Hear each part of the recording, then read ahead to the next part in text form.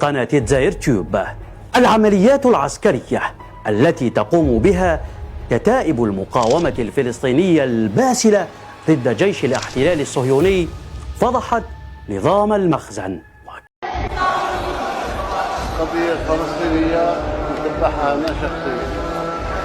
يرحم شهداء جنود من الجيش المغربي ضمن الأسرى الصهاينة.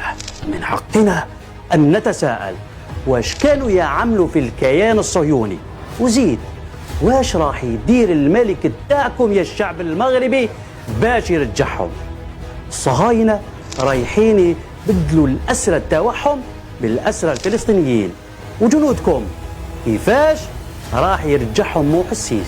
قولوا لنا برك. نحن نتذكر جميعا زيارة قائد أركان الجيش المغربي من الجزائر بكلمة واش نحن مع فلسطين ظالمة ومظلومة. على ما خلاكمش تخرجوا تظاهروا؟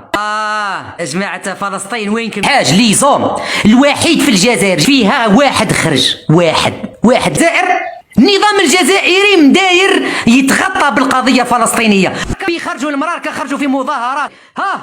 المغاربة لي زوم. أنا اليوم شفت الصباح واحد الفيديو الغاجي حسبتهم خرجوا كيما المغاربة يديروا في يناصروا القضية الفلسطينية. أنا حسبتها قضية مصيرية ومع الحليب.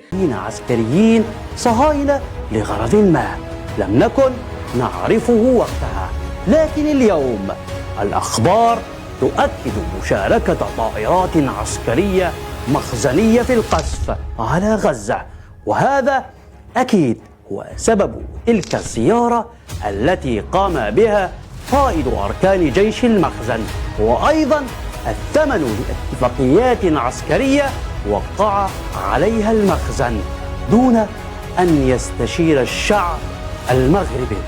كارثة. يبدو أن الملك يملك.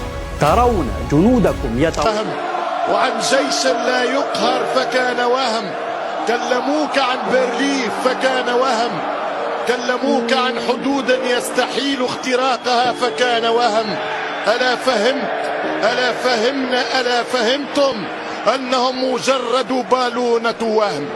لكن يعيب الشوم أيها الشعب المغربي، إلى متى هذا الذل والهوان؟ الحمد لله ما زال النيف في بلادنا، ما زلنا مع فلسطين ظالمة أو مظلومة. تحيا الجزائر.